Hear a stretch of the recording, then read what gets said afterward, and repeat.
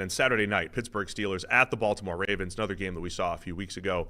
Ravens favored by 9.5 here. So another story of a team stumbling into the playoffs. 4 straight losses for the Steelers.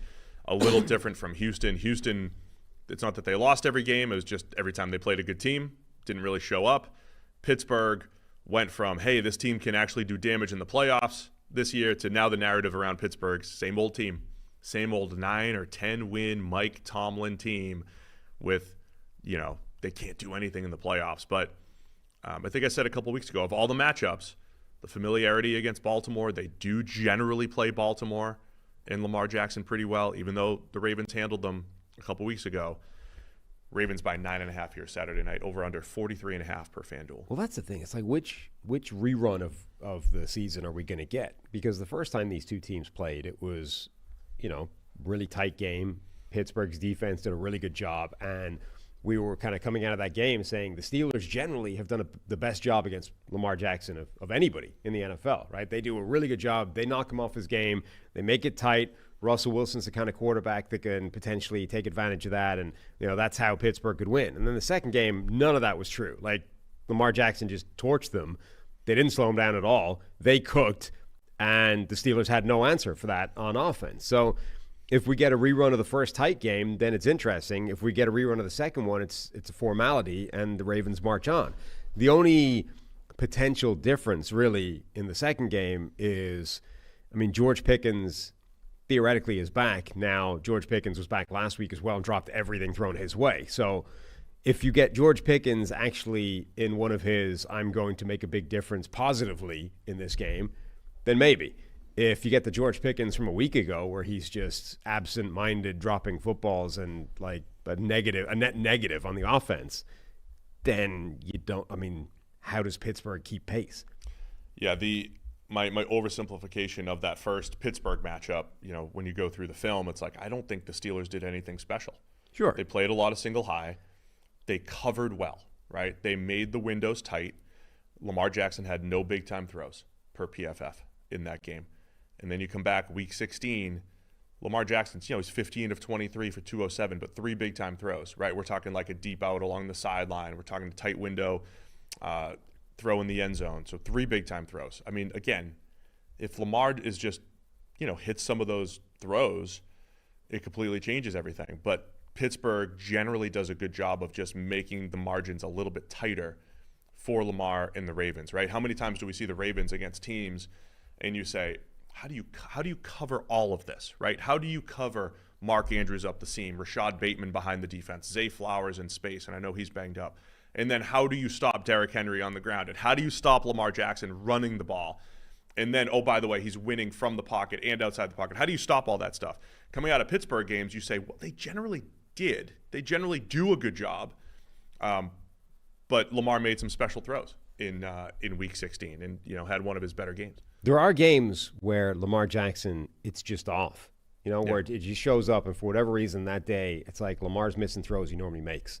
And they're few and far between, but they do show up. And the first Pittsburgh matchup was one of those games where in the first quarter, Lamar actually had a bunch of throws that were open, and he was missing guys, and he, not connecting on the throws that he generally connects on. And I don't know if that gets in his head, and he's just therefore from that moment on going to have one of those slightly iffy outings, and makes it easier to beat the Ravens in that situation. Doesn't mean they won't win anyway, but it can be tough. But that's basically what Pittsburgh needs. And Lamar's had quite a few of those games in the playoffs, and this has been. Oh, we're going to get to narrative time here. This has been the narrative of his career, is that, he has games where he doesn't really show up, where he's not the same guy, and quite a few of them have happened in the postseason. My point being, I think Pittsburgh basically needs one of those games for them to win this game. I don't think that their defense, good though it is, can force him into that. I think they need the help. They need him to just have a game where right away it's like, Lamar's missing a couple of throws. And then, the defense can start doing its part. But, if Lamar shows up, if MVP Lamar Jackson shows up, I don't really see a way to win this game for Pittsburgh. Yeah, not the way they're trending right now. The offense being inconsistent, from a run game perspective, Russell Wilson not hitting some of the deep shots that he hit before, George Pickens not catching the ball. So yeah, I think. By the way, the first game was in Pittsburgh. When they were in Baltimore, it was a 7-point game going in the fourth quarter. Baltimore gets a pick six. Start running away with that game. So look, I think Baltimore's a better team. Pittsburgh does play them kind of tough. Of the way this is probably the best matchup for Pittsburgh, given the fact that they're reeling. No, right. If they went to Houston, yeah, what would we say? Two teams that are like someone's got to win here. Houston was the best matchup. Outside of Houston, this is as good as they can do. Which Just is because to say, because of the familiarity. Yeah, exactly. Which is to say, you're overmatched, but at least you're going up against a familiar foe, and it's a division game. And sometimes all bets are off when you're going like the form book. That cliche, the form book goes out the window because it's a divisional game. That's the most the Pittsburgh can ask for, right? The team we're facing is a lot better than we are, but at least we know them, and sometimes you can just offset that by the fact that it's a division rival. Baltimore also, we talked a lot about their defense really struggling early in the year. Even just a lot of the season-long numbers aren't great in Baltimore, but if you start to look at the last 6, 7, 8 weeks, Baltimore's defense has been much better. Nate Wiggins played pretty well as a rookie, had the pick 6 last week against the Browns. Marlon Humphrey's having a really nice season. Ardarius Washington. I've joked that this is the year of 2017-18 draft takes coming true, right? The Sam Darnolds and Baker Mayfields of the world. Ardarius Washington was a PFF favorite. Me, Mike Renner, probably put him too high on the draft board, but somewhere like around 40. Hasn't done much in his career until this year, and it does seem like Ardarius Washington always making plays on the ball. So those are just some guys to keep an eye on from a Baltimore perspective. But Russell Wilson goes from, hey, he's kind of elevated this offense and turned it around to come back down to earth. He's come back down to earth these last few weeks. Can Russell Wilson put together, a big game? Because they're going to need to create some chunk plays, because that's what he was bringing to the table that Justin Fields wasn't early in the year. Yeah, and it's Wilson and George Pickens combined. Like, that combination was what was unlocked with Russell Wilson coming into the lineup as the starting quarterback. And obviously Pickens has been hurt, but then he was back and dropping everything. Like, that connection needs to fire. Otherwise, I think the Steelers have basically no chance. Like, they need those big plays. They need those contested catches from Pickens. They can't have him like showing up with drops. Like, he had 7 targets and 1 catch against the Bengals. That's ridiculous. And I don't know, because anything that hits a guy's hands isn't classified as a drop. So right, but he had at least 2. But like 6 hit his hands, and a couple of them were knocked away or whatever. Like 5 or 6 legitimately hit his hands. Yeah. Right. That if he came down with it, like, yeah, that's George Pickens. He comes down with that, but he just didn't in that game. And most of those were not contested. It's not like he finally caught the bad end of variance of being a contested catch receiver. Like, he just dropped passes that were thrown to him. And so you want to talk Lamar Jackson narrative stuff? Playoff time, you get into this. Here's players' legacies on the line. This is what we all talk about. Lamar's awesome. He's fantastic. 41 touchdown passes, 4 interceptions.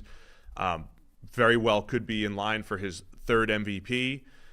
But there some similarities to where Peyton Manning was at points in his career, where Peyton Manning would put up ridiculous regular season stats, go one and done in the playoffs, not come through in the playoffs until he finally did win a Super Bowl in 2006, which is his 9th year in the NFL. So where do you stand on Lamar and how?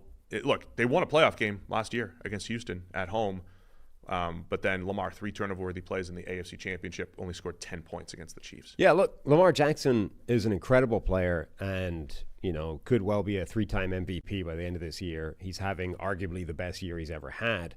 But it is impossible to argue against the idea that he has not been that guy in the playoffs for the majority of his career, right? Now, it's not to say it hasn't ever shown up, but most of the time it hasn't. His PFF passing grade for his career in the playoffs is 55.7. That's crap. Like, that's not just, it's a slight step backwards. That's garbage. So, and his rushing grade is only 77. Like, the MVP caliber player that we know and love has not really been a factor in the postseason. And that is an undeniable fact. Now, is it a thing, or is it just a noise thing, right? Is it variance? Is it like, is it actually a narrative, or is it a fact, right? And that's what but this was the same with Peyton Manning, right? The narrative was, well, Peyton can't win in the playoffs. Like, tough teams knock him out of his rhythm, and he's too soft and all these things, right? It became a narrative thing, and eventually Peyton Manning won the 2nd ring, and all that goes away, right? The funny thing with Peyton is he never actually played well on any of his runs either. He just but they did win 2 rings. Right. I mean, then the flip side of that, like the opposite side of that coin, is Eli, who for the majority of his career was like the definition of mid, but went on 2 all-time playoff runs, knocking off the greatest team that ever played. And so Eli Manning's a Hall of Famer now, based off like 8 games, right? So it goes both ways. But right now, Lamar Jackson is trapped in this world where the narrative on him, no matter how many MVPs he wins, is we can't do it in the playoffs until he does it in the playoffs. Yeah. So he's legitimately under pressure now to show up in the postseason because it hasn't happened. Again, I don't know if that's just coincidence, but there's no point arguing it. Like, there are people out there arguing that he has been perfectly fine in the playoffs, which just isn't true. Yeah. Like, you can find small stretches or individual games, but as I said, his PFF grade for the entirety of his postseason career is 55 as a passing grade. That's utterly atrocious. Like, that is especially relative to the baseline that he set. Yeah, that is not playoff Lamar Jackson. Let's put some like passing numbers to that. His yards per attempt in the postseason is 6.8. He's at 7.8, something like that. Where is he? He's actually way higher than that now, right? I have 6.8, 6 touchdowns, 6 picks, passer rating of 75.7. But he's 8.8 this season. 11 big time So he's 2. His playoff career is 2 yards per attempt lower than his current regular season baseline. 11 big time throws, 11 turnover worthy plays. So yeah, it hasn't been great. Yeah, I mean, it's been bad. Like, it's a bad baseline. We're talking 250 dropbacks here. It's not a ton. So yeah, doesn't mean it's what's going to happen going forward, but it's something to keep an eye on. I think for me, the bigger question is the Ravens as a whole.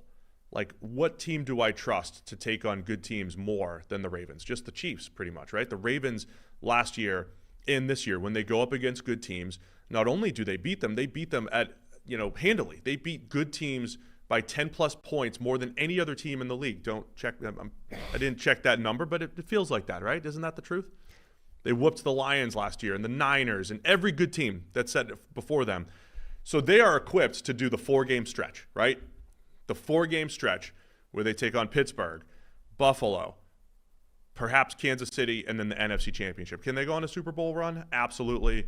Want to see if they can do it. They're fully equipped. They're fully equipped to have this offense that is unstoppable, a defense that's playing much better. Ravens are capable of making this run. Yeah, and I'll say when we get to the Buffalo game, I mean, there's points where this has felt like Buffalo's year, right? Sure.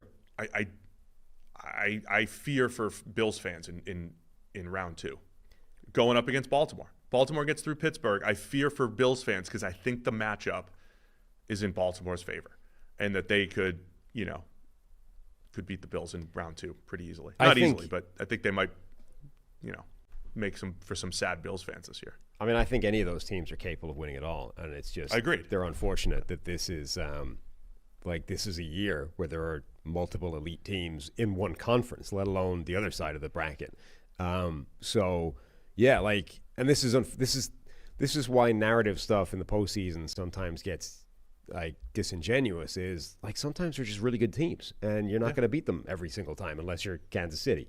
But most of the time, that doesn't happen. It doesn't mean that if you run into a really elite team like 2-3 years in a row, there's some fatal flaw with your team. Like that, it's not unreal. Like if you flip a coin 3 times and it comes up heads 3 times, you're not like, I've got a weighted coin. There's something wrong with this, right? This is physically impossible. That's well within the bounds of like normal chance. So for a team like Buffalo to just not win 3 straight times against, a Kansas City or whatever, again, not freakishly abnormal, just like that's how hard it is to a couple plays here and there to win these games. So look, I think Baltimore is absolutely capable, and they've shown it already, of beating any team in the NFL this year, of being unstoppable when they're on song.